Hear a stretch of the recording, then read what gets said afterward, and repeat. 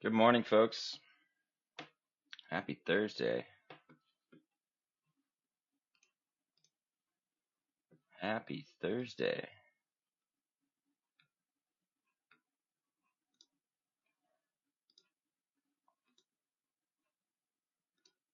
Hope you're having a good start to your day. Wait till somebody gets on here and we'll get her going.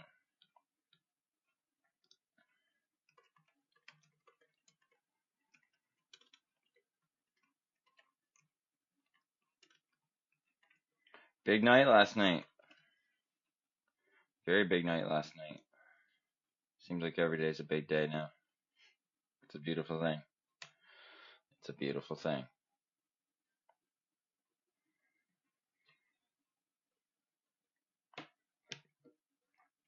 So yeah, I hope you're having a good day. Before we get into what happened last night, and I'm going to get into a couple other things here. Tonight at 9 p.m. Atlantic, we're going to be recapping our weekend. We didn't get to it yesterday, obviously, because things came up. But we are going to be going over all that tonight. So we'll walk you down quite a bit of history. We'll give you the tour of New Brunswick that we did. We'll be learning lots. Excuse me. We'll be teaching you some things about the Mi'kmaq tonight. And then the second half of our show tonight. Good morning, Judy. How are you? The second half of our show tonight, we are going to be doing something very interesting. We're going to be walking through the last almost 3 years now. We're going to be walking through the last 2.5, 3 years since the Freedom Convoy, the path that led us to here. I'm starting to see some others that were there since the beginning come and speak the truth.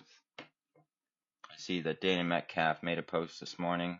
I'm fully in support of what she is doing by speaking the truth. And I hope that it becomes a trend for many more. So, in support of what she's doing, and we're also at a point where we're on a new path here. So that's something else I'm going to bring up. Don't let me forget to talk about the two-row. So we're on a different path.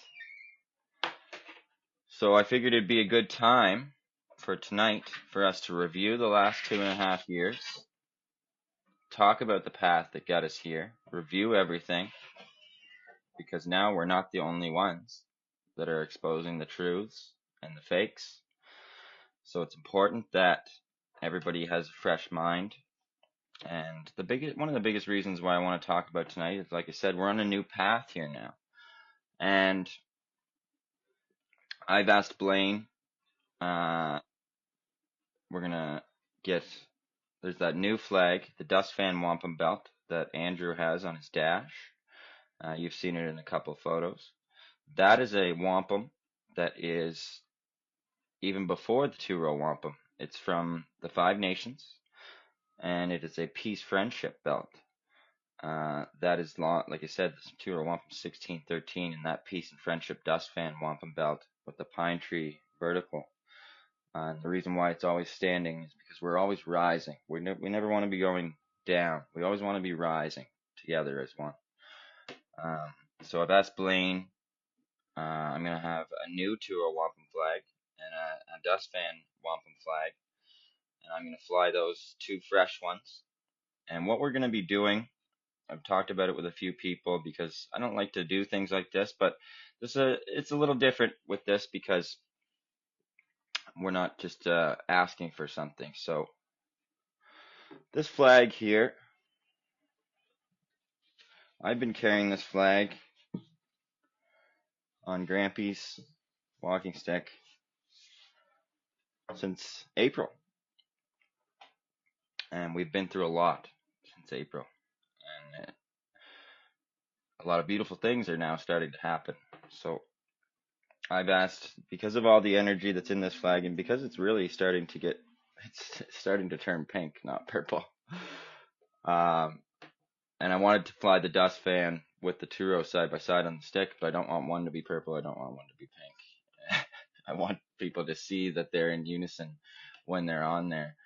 So I thought we'd do something cool, and I might set this up later today, but I might just save it for tomorrow. But this flag has seen probably 30,000 kilometers.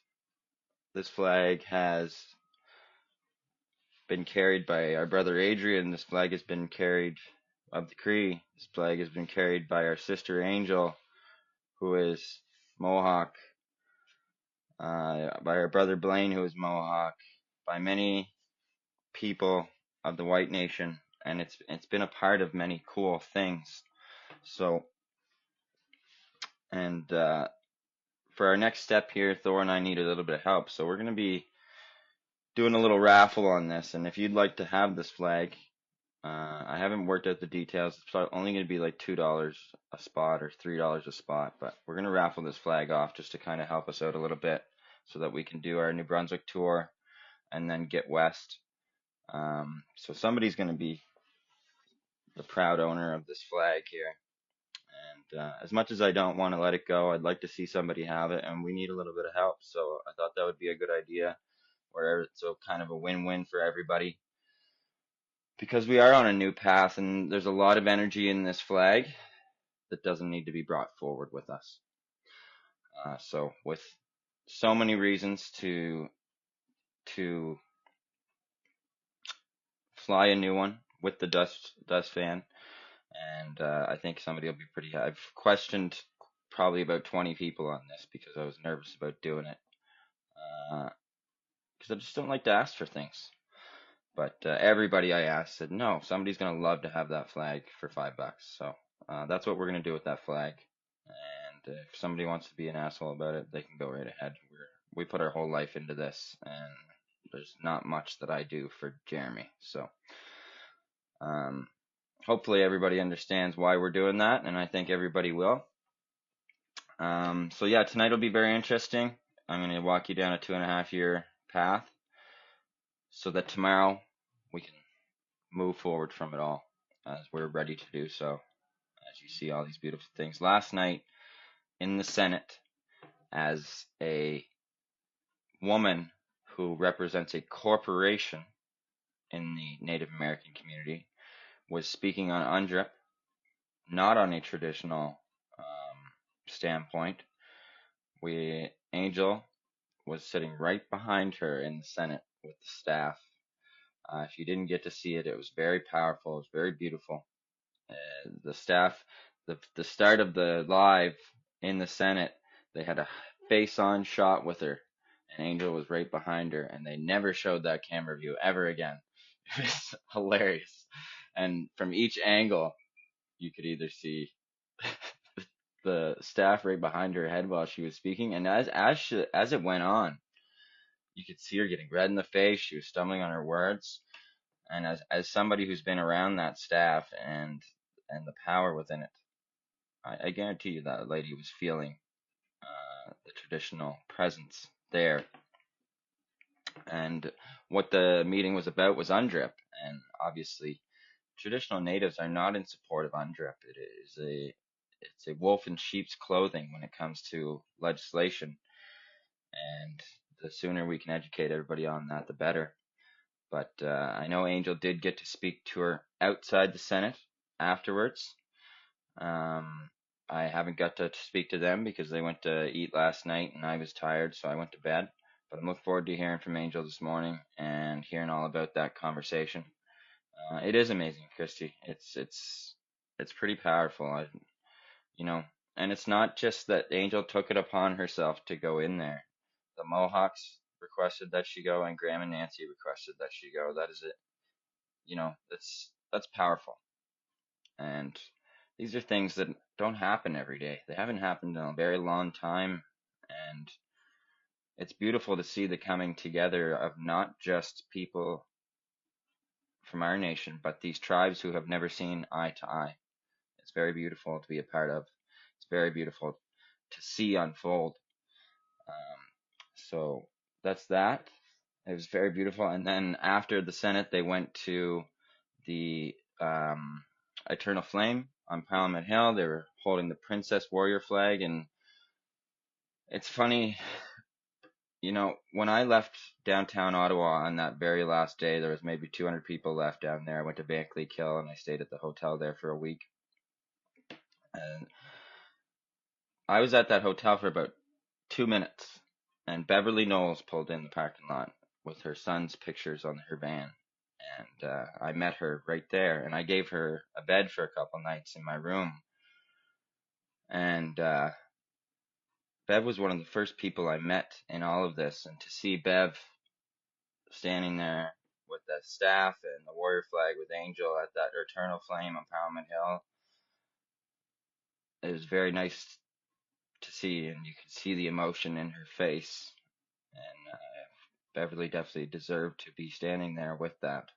So good for you, Bev. I'm glad you get to be a part of that. I don't know if I can start crying like a bitch here. Sorry. And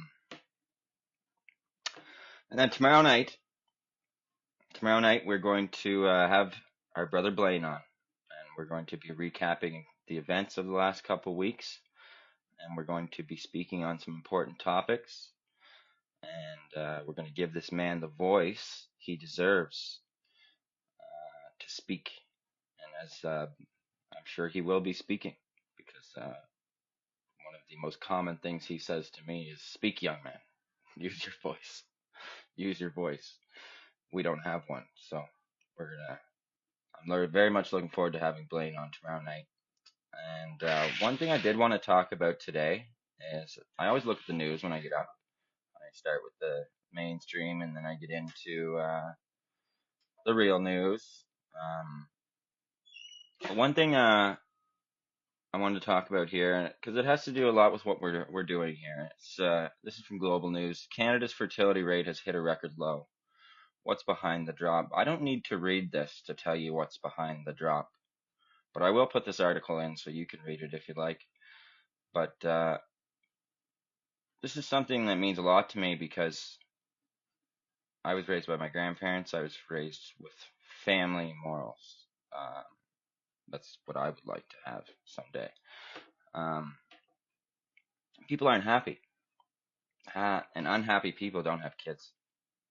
People that are struggling and unhappy in life and depressed and struggling with their mental health, they don't have kids. That's all there is to it. Yes, there's things that happen and unplanned children, but on average, unhappy people don't have kids. So it's not surprising that when a country is at its all-time low, that our fertility rate is so low. Do you know what our fertility rate is in Canada right now? This is 2023, so it's probably even lower. It's 1.26. 1.26. Do you know what a culture needs for a fertility rate to sustain itself? 2.1. How do we ensure that Mother Earth and the future generations are protected when our fertility rate is half of what it needs to be? We can't.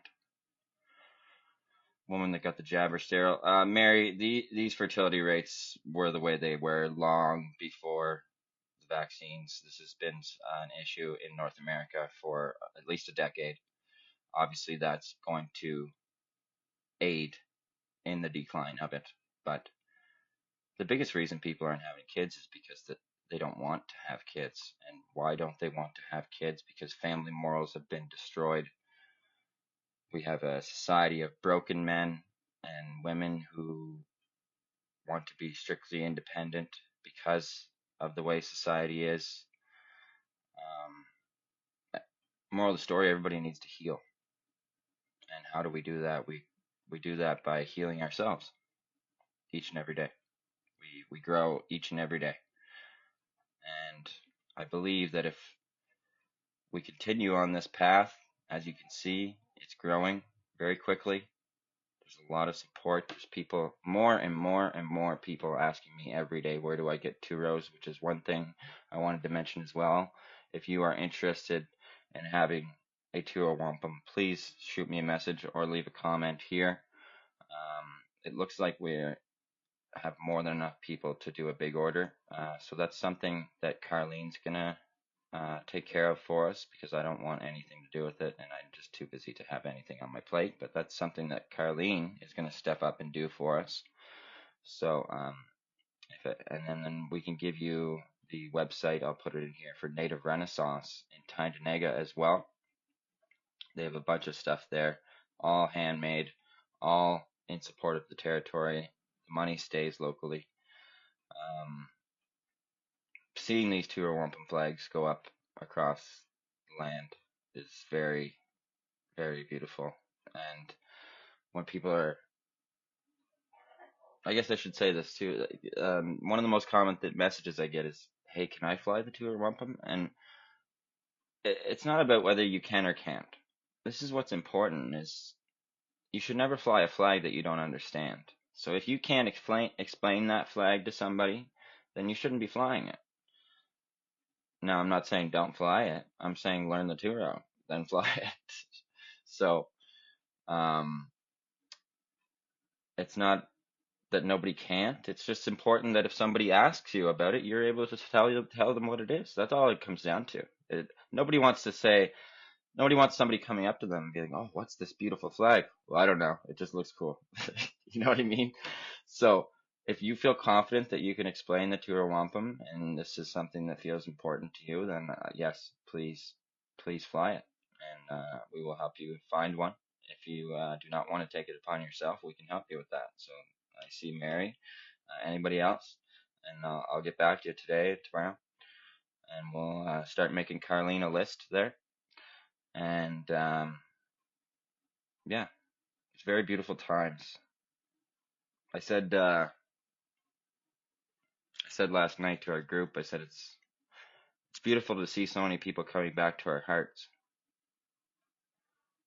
And there's almost like a trend of people who have almost been there since the beginning, who've been through a lot. Some of us didn't make the best choices at times, but we've grown and we've healed, and people are coming back. And like I said, seeing Angel there last night doing what they did was powerful. But seeing Beverly Knowles get to hold that flag, and I saw the look on her face. And those boys were looking down on you last night, Bev. Love y'all. Have a good day. See you tonight.